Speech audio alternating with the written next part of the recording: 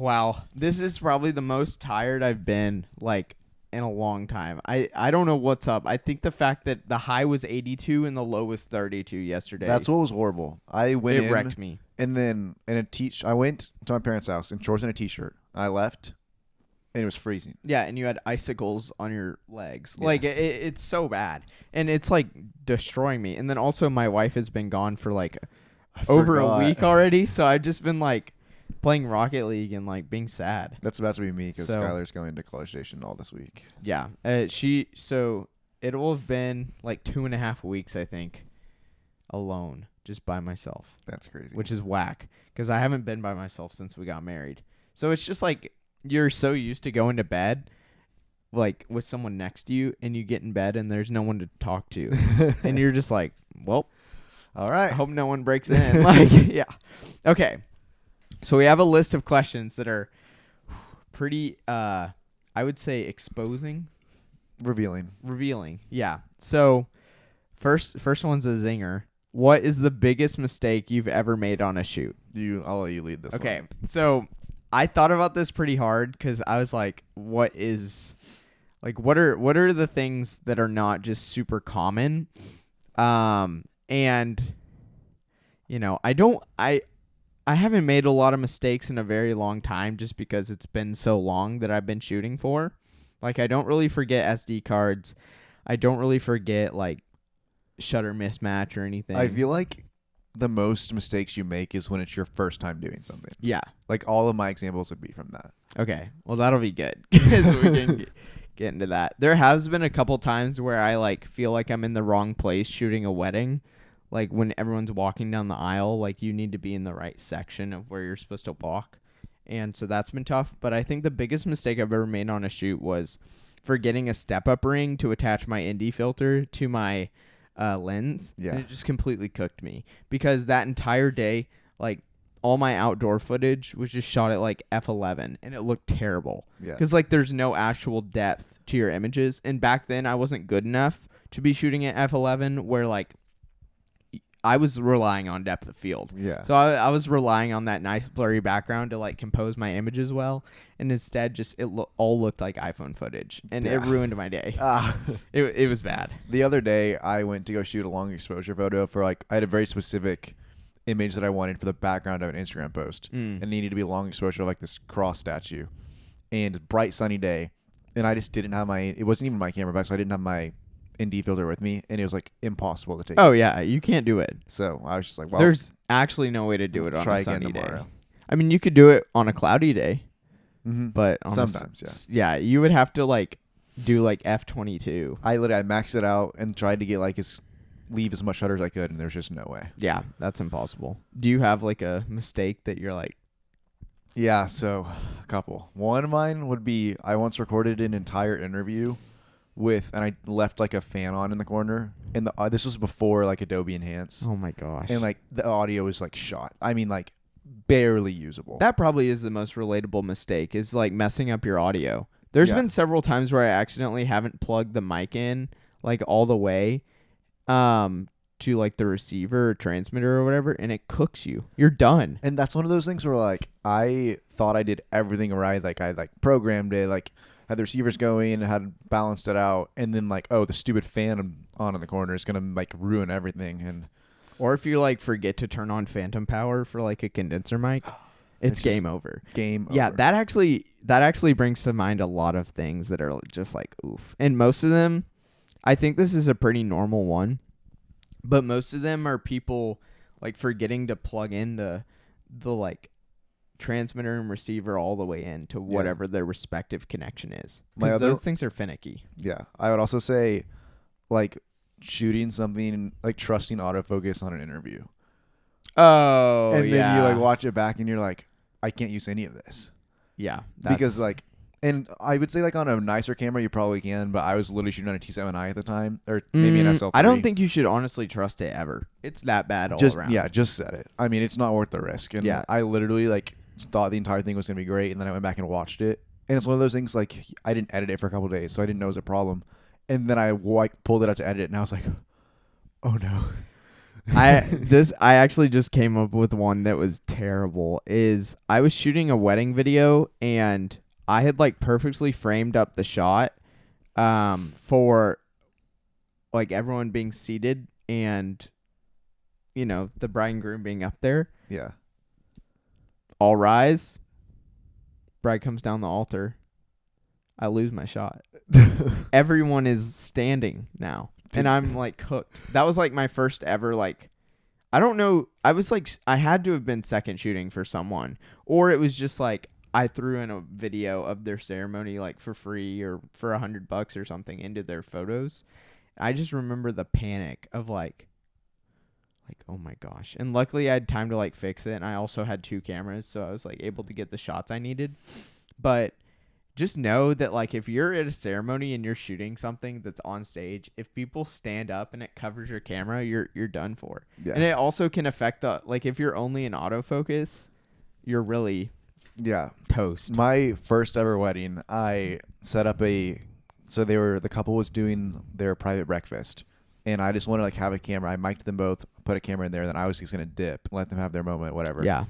And I didn't realize my camera was in 60. And so I shut my shutter to like double what I thought it was, but I was wrong. So like the motion was just unbelievable. So bad. It's just like laggy. Yeah. Yeah. And so then I just ended up pulling audio from it, but I was like, man.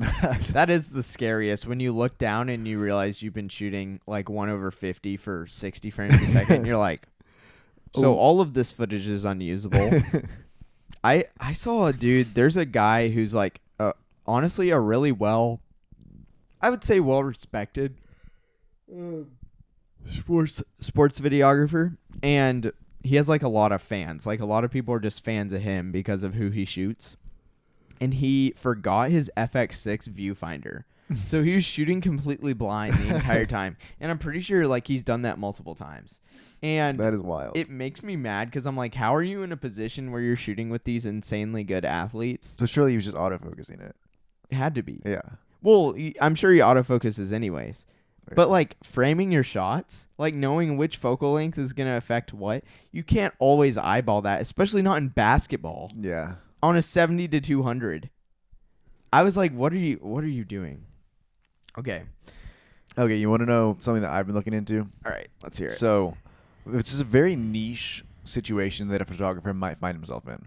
But I can never get approved for like Cowboys passes or Mavericks passes. Right. It's very hard to get those. But sometimes I really want to like take a cool picture of them on the court. Yeah. So I was like, what is you can't bring in like a mirrorless or DSLR camera to any of these venues. You have to bring a point and shoot. So I was like, what point and shoot camera can I get? There's like a Nikon like P3000. Yes, yeah. It's like a PX1000 or something. Yeah. 1100 maybe. And it's like 28 to 3000. Yeah. And it's like $1,200. One of our main viewers has one of those. Okay, I use it as like his main camera. I don't think I would use it as my main camera, but like for a fun camera, that would be so fun. They've stopped selling them. They like slowly have stopped selling them as of recent. I mean, yeah, I'm sure like giving the normal public access to like a literal spy camera is not. That's like something you can use to like see the footprints on the moon. Basically. Literally. But 28 to 3000, I'm sure the f-stop range is atrocious. I'm sure, but I feel like if like with all of the denoise you could use, like I feel like it wouldn't matter. You could get a usable image probably. It shoots raw. Also, like if you're shooting video and there's even the slightest amount of wind, your frame will just be like shaking. Yeah. Because there's no way that thing can stabilize enough. But I feel like if you're sitting up in the 300s, there's a chance you're going to get a shot. Oh, for sure. My biggest thing would be, I'm not sure like how good of like auto settings or I don't know, or like manual settings it has. I don't even know like if it has manual settings or not. But if it doesn't, then like imagine shooting sports with that and it's shooting at like 1/50 for a photo and you're just getting blobs every time. Because I know like my Nikon Coolpix doesn't have manual, and so it's just like 1/60, 1/80, and it's like, okay, great. This is not helpful to me at all. Like I can take a picture of a flower if it's not a windy day, you know? Yeah. I remember going to the Arboretum once trying to take pictures of flowers, and then I guess it was like either, I don't know, I couldn't get my settings right. Maybe I was learning. It was always blurry, and I was like, Always blurry? Yeah, like I couldn't increase my shutter, but I don't know what what settings would have been limiting you from doing that. So it's probably just a noob. Probably. The other day I picked up an R5 that wasn't mine, and I had to text on our group chat because I couldn't go below half a second on my shutter. I was like, what's going on? Apparently electric shutter limits you. Yeah, electronic shutter. Yeah, it makes sense. Does it? I think it does. Just because it's not actually opening and closing? Yeah, because it's not like leaving it open. And there's also different types of electronic shutter. Like there's first curtain or like full electronic shutter. I always get terrible banding. So. Oh, yeah. One time I did an entire concert, and like the banding was horrible, and I didn't know why. That's probably my biggest mistake on like an actual shoot. It didn't matter because it was for yearbook, but it was a soccer game, and I shot an electronic first shutter the whole time because I had just gotten my R6. Yeah. And I was like, I want to see this like 20 frames per second, like it can shoot. So I was just holding down the button, not reviewing my images. And then I like look at them, and it was like it was all banding. So I was like, this is bad. Okay, this is kind of in the same vein, but what's one shot you wish that you could go back, or one shoot you wish you could go back and redo with the skills you have now?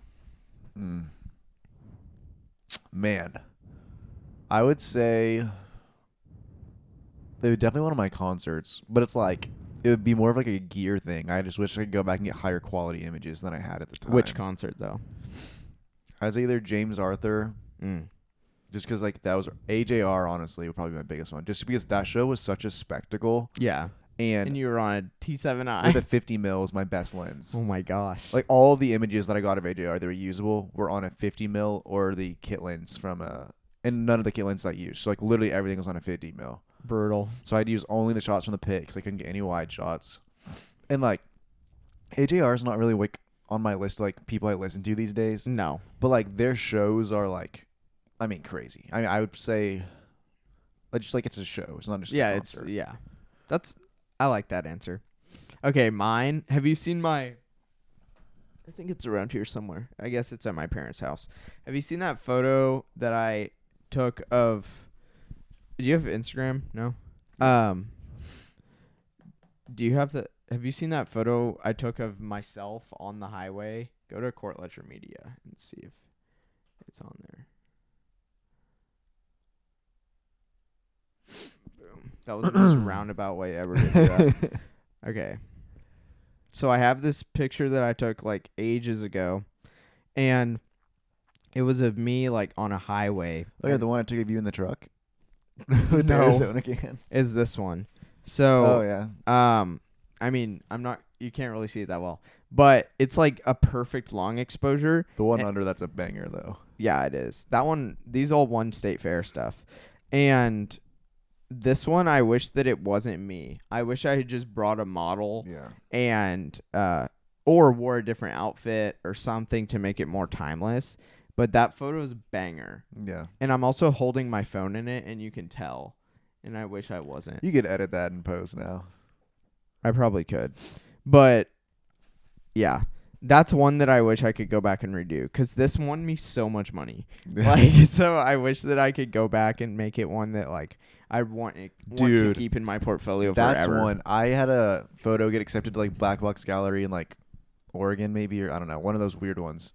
And it was like the horrible editing that I used to do where I would only leave the reds in. Oh my gosh. But like it got accepted, and like it was like on display. I never actually went out to go see it because I didn't want to buy a plane ticket to Oregon. To Oregon? Yeah. I'm not surprised. I mean, I don't know how that thing got anything. I mean, I would never show that photo to anyone these days. Like, yeah. I wouldn't. This one is not anywhere for like any website, anything. Oh, mine's on the website. Let's see if I can pull this up. Oh, jeez. It's so bad. Is it the one of the mountain ones, or is it of Jake? Or the mountain one? Oh my gosh! Wait, Montgomery. I can't believe you still have that website, dude. I need to actually update it. So I went through and just put like the newer artists like Jelly Roll, Luke Bryan, all them, and then I have never hit publish. So it's still all my old work because I needed one more set and it was on another drive, and then I just have this picture, bro. Oh my gosh, this.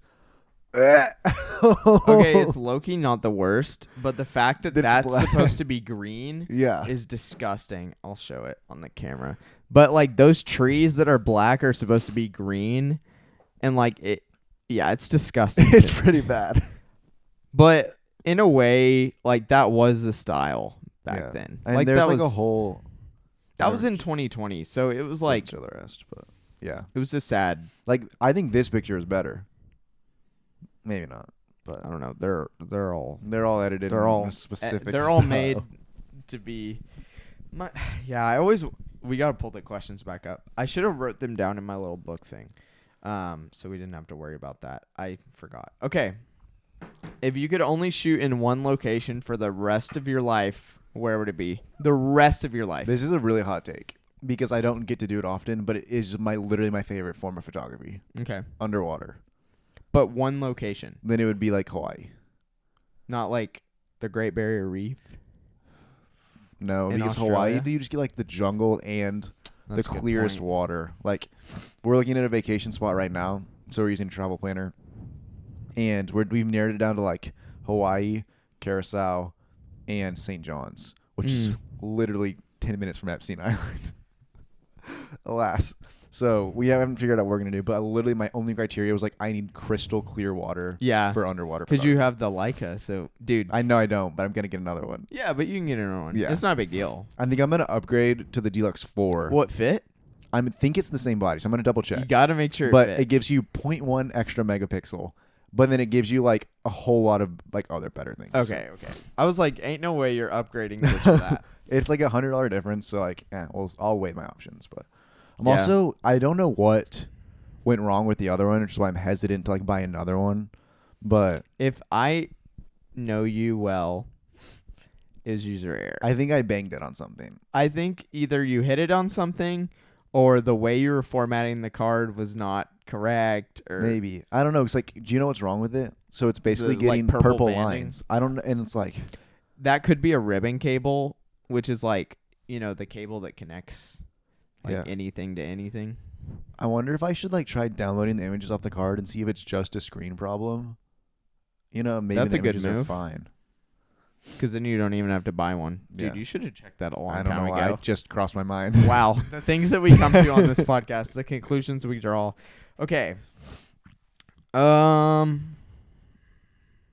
This is really hard for me to decide on because I didn't think about this question before. There is a couple places that come to mind. I think underwater would be sick just because there's no one really doing it. It's also just, okay, there is, but like I get what you're saying. But there's not many people who do it like an extremely high pro level. Yeah. Like where that's all. Okay, yeah. There's a select few that are good. Yeah, I would say. Okay, but think about like car photography. Yeah. Versus underwater photography. But it also is insanely more expensive to do than the any Great other. Barrier Reef to entry is much bigger. Yeah. And I think underwater is a really good idea. My backup option. So the issue is like Japan is so easy. It's New York so is so photogenic. New York is so easy. But it's just like if anyone can just do that, then what's the point? So underwater might be the move. Or just like space. Low key. Hot take, I still don't think astrophotography is hard. It requires any skill. Okay, but the James Webb Telescope is probably like one of the greatest things that are like in our lifetime to be created. That's awesome. But I just mean like, are you like a photographer if you just take pictures of planets, or are you just like a tech person that like points a telescope in the right direction and like? So there's a couple of ways. Like I would say the harder the photo is to get, the more I respect it with astrophotography. Like if you're like, oh, I captured all 7 planet phases in this, or if you're like getting those photos that are once in a lifetime, like certain eclipses. But yeah. But like any Joe Schmo can walk out, put a long exposure and get the Milky Way. Right. And yeah, I think with astrophotography, it has to be something that like pretty much only you can do, or it's not that cool. Yeah. That's why the James Webb Telescope is so sick. It's because nothing else in the entire world has ever been able to capture that much detail ever. And it's awesome. So, and also just the data transmission from space and back. Like, come on. If I had to go with like a physical location though, man, I honestly think it might be New York. just because of like the people. Yeah. They're like, so weird, and so it works. Like as much as I love Dallas and like had my whole like stories in Dallas stories, but like There's no one outside. Yeah, New York is that on steroids, but better. Million times like better. It's just on. Yeah, it's not even funny. That being said, I said this to my brother the other day, and I would stand by this and like debate anyone on this. Of all of the major U.S. cities, I think Dallas is objectively the best. I was having that conversation with my mom the other night at coffee. We get coffee like once a month, and she was asking me like if me and my wife are ever gonna move, and I was like, it's kind of hard to stack up to Texas as a state. Yeah, like just kind of objectively. I mean, yeah, and like especially even Dallas as a city, like you get the benefits of living in Texas, but you also get like the arts, you get music. There's just a lot of comforts here that make life really easy.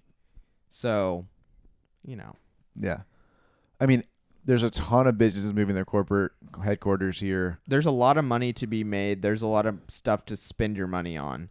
I mean, and then in Dallas, we do have like a little bit of a homeless problem. Nothing compared to Austin, nothing compared to Waco.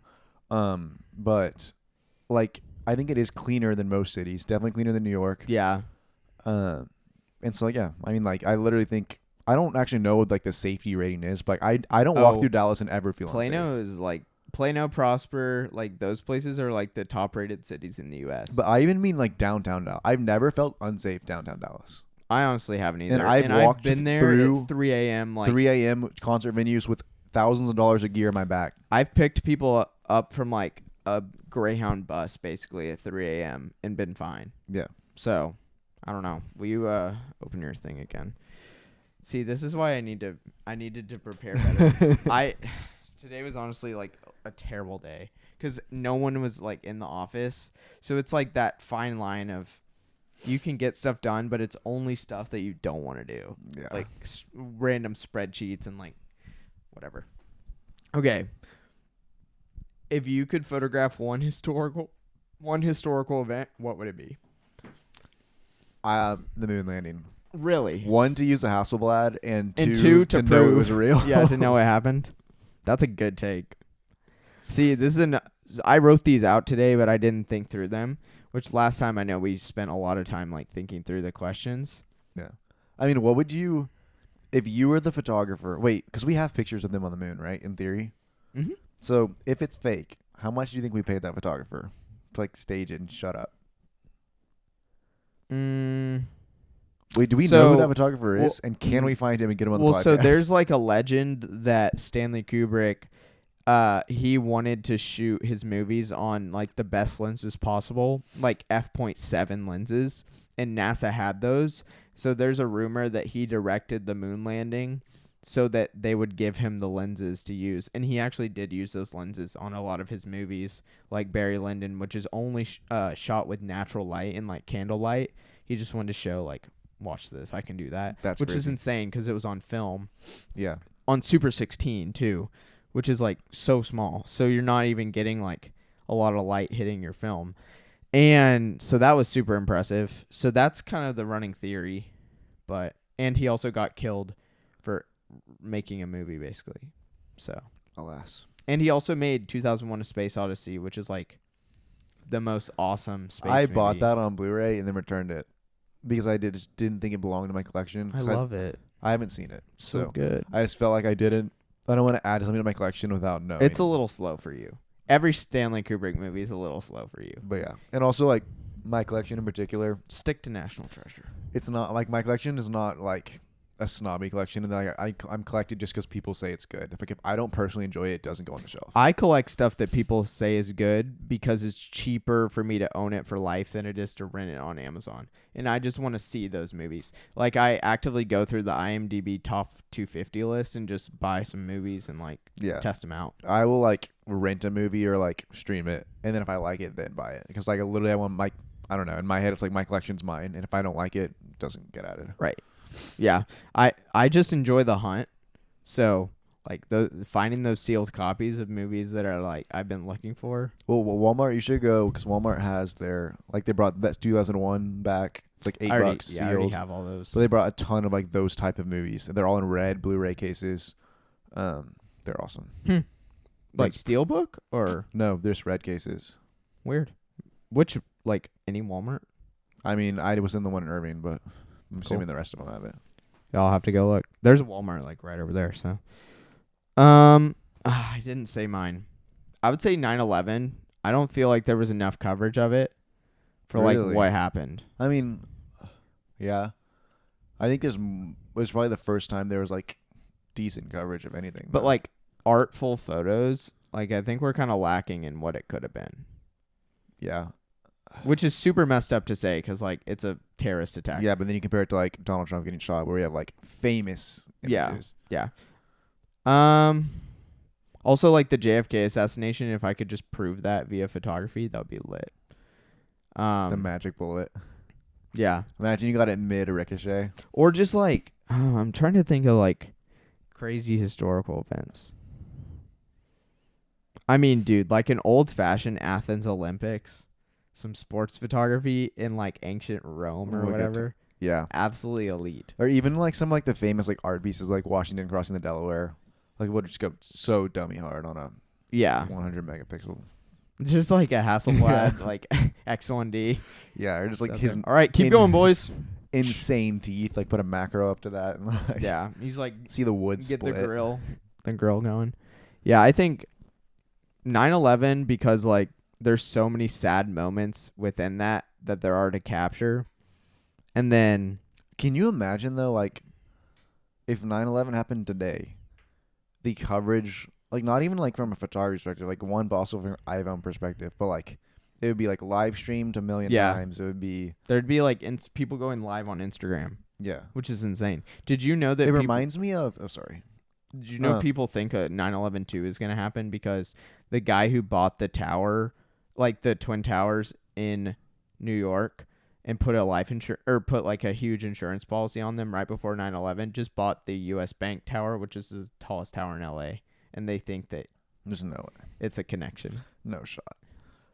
You say that, but it's conspiracy. Hey, conspiracies. I'm down to listen to a good one. But I love them. Many of them. It reminds me of like the 9/11 footage. Have you seen like where people were literally just like pulling out their home movie cameras and shooting through? Like you could see it through their window. Yeah. There's a movie. I don't. You maybe seen it. The French dudes. Cloverfield. Oh, Cloverfield Lane or whatever. Well, there's 10 Cloverfield Lane, which is a movie, but there's there's 3 Cloverfield movies. There's a movie just called Cloverfield. I haven't seen any of those. And it's so it's basically shot. I don't actually know what like the specs of the camera they shot on, but it's from the perspective of like his best friend who shoots the entire thing on a camcorder. Mm-hmm. So like the entire movie is like just cuts in and out of like whenever he picks it up and is filming. So is it the French guys or no? No, because I remember Mr. Rutherford was always like showing us the movie that the French guys made, where they were like filming this documentary, and then they ended up filming on 9/11, and everything went down, which is insane. This is like very much a movie where it's like a space alien comes. Oh, down. It's like fake. Yeah, it's. I thought you were saying like it was like on the day of. No. It's so fake. Like speaking of, bro. If you weren't married, we'd stay here and watch World War Z tonight, bro. 100%. I'm feeling it. I've been considering taking, because I got rid of my streaming budget, I'm considering investing into an AMC Stubs member where you get 4 free movies a week. It's a great deal. Yeah. If I didn't have as many weekly obligations that I have to hit, I would so do that. I'm considering it. Also, like the AMC is 2 minutes from my house, basically. Not actually 2 minutes because I have to leave my neighborhood. And Project Hail Mary is coming out this weekend. And yeah, it's actually started. You can see it early starting today. And I'm like almost done with the book. Okay, I have not seen. I was just talking to my coworkers about this. I feel like it has not been promoted, or if it has, it missed me as my segment. It's been promoted pretty hard. I think like Ryan Gosling's been in a lot of Instagram reels. I mean, yeah, I guess I'm just not on social media as much. I think the promotion for it was like very last minute.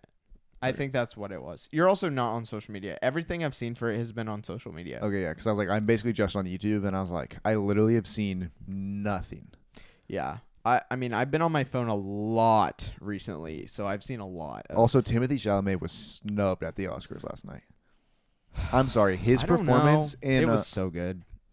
Way better. Like Michael B. Jordan. I didn't watch Sinners. He's had some great performances, and like Sinners was not even close to his best performance. But Timothée Chalamet, I don't know. I think he was snubbed. I'm Hot take.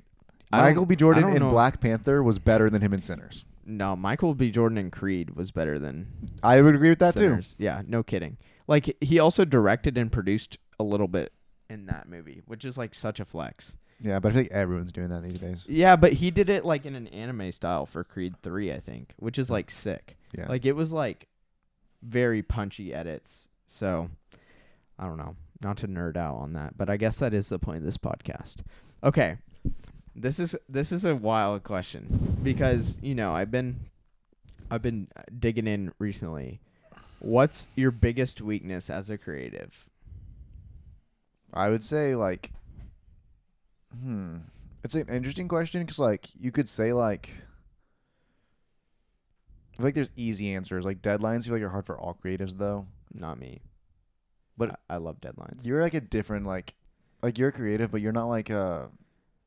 I would not call you the average creative. I'm like a methodical. You're like a OCD creative. Most creatives are ADHD, I feel like. Well, it's because like I watched so much Tom Sachs in the beginning of things that I like have instilled those values in myself of like you can't break these rules. Like there's a rule for everything, and like if you follow it, the creative process comes easier. That is a good point. I would say like I'm just thinking of this off rip. Because I know creatives like you that function like that, like it has to go like this to function like this. But then there's also people that are like more of the ideas people that are like, oh, well, this is like let's generate this. What if we like there's big picture and then small picture. Yeah. Like how are we gonna get this done? I talked to Brian Bailey about this where he's like very much similar to you, where he's like, I love when people have ideas and I get to come in and help them be like, this is how we can make this happen. Right. Where he's like, he doesn't necessarily always have like the big idea of like, oh, this could be a cool idea. But he's like, when he hears someone that has that spark, he can be like, I know how to execute on this. Yeah. That's good. Yeah, I'm definitely I'm the ideas guy for comedy stuff. Like I'm really good at just coming up with like jokes and like bits for like Instagram. Do a stand-up set right now. My name's Nate Bargatze. But just coming up with like Instagram reels and stuff that'll connect with like a target audience and like skits and stuff. But when it comes to, I definitely err more on the, okay, how are we going to get this done? And then also let's get this done right now. And there's such simple ways to do things. And that's why I always talk about gear so much, is because if you just minimize the amount of speed bumps in the road between like ideation and like final product, then you're good. And you're going to be turning out way more projects than like anyone who has like brilliant ideas. And at the end of the day, for me, like a lot of good stuff is better than like one great idea. So like if you can put together just like over and over again consistency, then like that's a little better in the long run than just one great idea that's like, okay, well, how are we going to get this done? I would agree with that, except for when the idea is so good. For example, but if you don't know Suzanne Collins, a ton of like little things that were there, but until that one idea hits, and then Hunger Games, Suzanne Collins, Hunger Games. So it's like, but if you don't know how to get that done, like she was a writer before she came up with Hunger Games, whereas, bro, this is what makes me mad. J.K. Rowling, like Harry Potter lady, just out of the blue. Out of the blue. That's what I'm saying. Like, unless you are at the extreme end where your talent is just that good, the consistency is going to be what comes through for most people. Yeah. Like, and I was talking to someone about this the other day. The reason that I started starring in my own content is because I have stuff that I want to do and I know how to do it, but most people like bail on me scheduling wise. That's the hardest part, is getting people to do. And so I just started doing it myself. Like if I want videos about conspiracy theories and photography and stuff to listen to while I'm editing, well, then sucks. I'm just going to have to make it myself. And so I did that. And like, if I want a podcast to listen to while I'm editing, I'm going to have to do that. And originally I thought that would solve my problem with like having stuff to listen to while I edit. Turns out like I don't listen to my own stuff. Yeah, no. So it doesn't. I would hate that. I don't my own voice. I don't hate it, but like I could not listen to my own voice. It's not fun. I will never listen to an episode of this podcast ever. Really? No. I mean, I when I edit, I guess I have to, But yeah, I hope that like people take the same like mentality and just start making stuff themselves, because then I'll have something to listen to, and I think that'll be the return. I also have always wanted to have like a series that lives on beyond me, like a PBS series or like a CBS series, like just something that's like free, publicly broadcasted. Like that is my dream. Like Ken Burns, all his documentaries are so inspiring to me because everyone knows that he just absolutely nails it every time, and no matter the topic, and those things have lived on like forever, and his name will be like known like permanently because he just did the thing right so many times and did it well. And I think that's kind of what I want to do, is not necessarily focus on like a magnum opus every time, but just like, okay, what are the things that I can do today to make something good? yeah. And just keep doing that for the rest of my life. It is crazy though, because you look at like people that are like, oh, I want like my name to be like known or remembered, but it's like you look at Shakespeare, who like was like not famous at all when he was alive. It wasn't until years later. Or you look at like someone like A.W. Tozer, who like he was like a pastor, but like not nearly revered as he is today. And so his writings were discovered years later. And so it's like, I feel like in today's social age, it's like if no one's recognizing you right now, then you're a failure. Oh yeah, I don't agree with that at all. And so it's like it sucks in like the age. I also said I want my name to be remembered. That's not really what I meant. But like I want my work to like be like something that brings value. That resonates with people. Brings value to people. Yeah. But it's like it sucks the like, I don't know, the way that everyone can see everything at all times. I feel like it's honestly hurt art and creatives in the long run, because everyone feels like a failure more than they actually potentially are. It's because when you get like 4 likes on Instagram on a photo that's actually really good, that like defeats you. Versus that's what Virgil Abloh said, was he was like, if you put like a crushed can in like up next to a pile of garbage, it looks like garbage, but if you put it in a white room, it looks like a piece of art, and people like stand around it. Like, remember when that guy left his glasses on the museum floor and everyone was standing around them thinking? Yeah. And so his point is like, are you going to focus on your product or focus on the room that your product's sitting in? Yeah. And that's why I'm always like, man, I want something that can be broadcasted like for free. I want it to be actually valued, not just be something really good, you know? Which is super selfish, but that's also one of those things that's like, when you like, I like what you said when you said, when you post it online, you only get 4 likes, like low-key hurts you. But it's like, who are you creating that content for? Like, I took a picture today that I showed to Cort. It's like one of my favorite pictures I've ever taken. It's really good. I'm not going to post it, but like, it's good enough that I would print it out, and like, I would love that photo forever. And like, even the pictures that I have on the wall in the back of my studio are pictures like I personally love. Like, people come over to my house, they look at them, they enjoy them in person.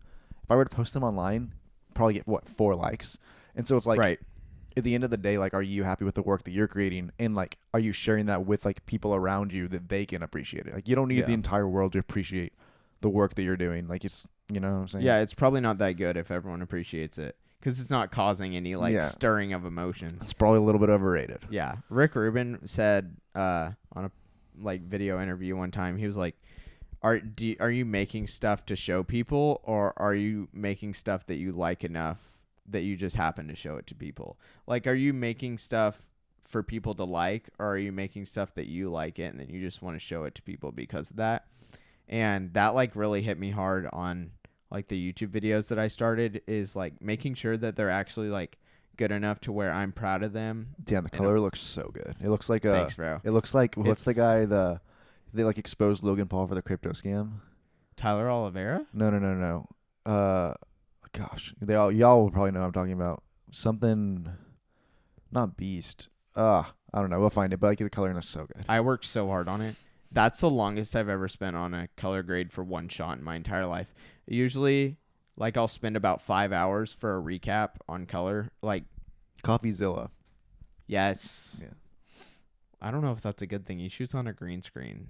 Does he? I thought y'all setups looked sim. I mean, I haven't seen him since that whole thing, but I thought y'all looked similar, like the Rich Browns. Oh, yeah, I don't know. I always just see him. Well, I know I watch his channel Voidzilla, which I know he's just always on a black screen.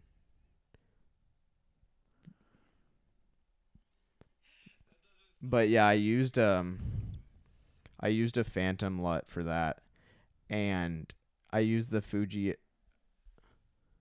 Okay, yeah, that's cool. I appreciate that. I used the Phantom Fuji Eterna LUT, and then I just tweaked the heck out of it for like 3 hours. And do you know my process? Mm-mm. I can explain it. So I do adjustment layer, add lumetri color. This is all in Premiere. All you DaVinci users out there who think I'm stupid for grading Premiere, I also agree that I'm stupid for grading in Premiere. At least you're grading. But at least I'm grading. At least I'm shooting in log and like taking the time. So adjustment layer over whatever I need to adjust. Lumetri color. Then I go into creative. Now that I'm on an R6 II, I go into creative, and then I drop in my conversion LUT. And sometimes my conversion LUT, so for the Phantom Fuji LUT, it's built into the LUT. So then I just do the one adjustment layer, and then if I'm not using one that's baked in with the conversion LUT, then I put the conversion LUT on the physical. No, I don't. Hold on. You lied. I always do conversion LUT on its own adjustment layer, and then I do creative LUT on top of the conversion layer, and then I go in and do the actual tweaks on the actual clips themselves. So for the video that I did, it was just one baked LUT. So then I go in, and the first place I always start is I pull up the lumetri scope that has like the 7 or 8 colors or whatever, and I make sure mine usually pushes more towards top left red. So I bring it down using hue versus hue, and then also on I think Luma versus Sat, you can pull down like at the very edges. You can make sure your blacks and whites don't have any weird color in them by doing like a dot and then pull it all the way down on each side so that it looks like straight lines. And then I always pull, because it's so red, I make a dot on every one of the hard lines on hue versus hue. And then in the like red area, I take a dot and I just pull it around until the skin actually looks like skin tone, which you can see that on the line. That's literally it. And then the rest of it is like super fine adjustments. But that is exactly how I grade everything. And it works like a charm. And then I do like a S curve and curves like to contrast it, which is how I got like that rich. Yeah. Because I really contrasted the heck out of it. Because I overexposed. Then I pulled it down because I was shooting at 800. And 800 on this camera like retains detail in the highlights really well, versus 1600 retains it in the shadows. So if you pull down and then do your S curve, absolute cinema. So okay, well that was great. Come on, Good to go. was that how old are we at? 45. Dang, that did not feel long at all. There we go. Well, now I can go watch freaking World War Z. Yeah. So okay, well hopefully by the next podcast I'll have watched Project Hail Mary. Hopefully. And we can talk about it because it was made for IMAX, and So I have to see this one in IMAX too. Well, they built it up even better. They scanned it onto 70 millimeter IMAX film. Okay, but we have to talk with AMC about getting recliners in the IMAX theater. It's like, why is my experience worse watching an IMAX movie than anything else? Well, it's because they gotta sell more tickets. Nah. That's true, dude. Yeah. The Odyssey has been sold out for since last year. But it's like sometimes I would literally. I'm also buying the 4K Ultra HD of Project Hail Mary and the Odyssey this year. Oh, I'll buy the Odyssey. Yeah, I'm waiting for the Dune to come out, the third one, because I'm assuming they're gonna sell a box set with all three, which is smart. And I hope it has extra content. Oh, it better. Yeah. I will watch. I just got the Lord of the Rings extended and Hobbit, and I haven't even touched the extra content. But I also got the Avatar extended content. I have so much to watch. I'm ashamed of the lack of extended content I've watched. For how much I have. Unfortunately, the only all of extended content that I've watched on an entire movie is National Treasure. Which, honestly, there's none to be ashamed of. It's pretty good. I mean, the CGI, how they edited, they literally show you how they mask in effects. Yeah, that's too good. All right, well, that'll be it. See ya.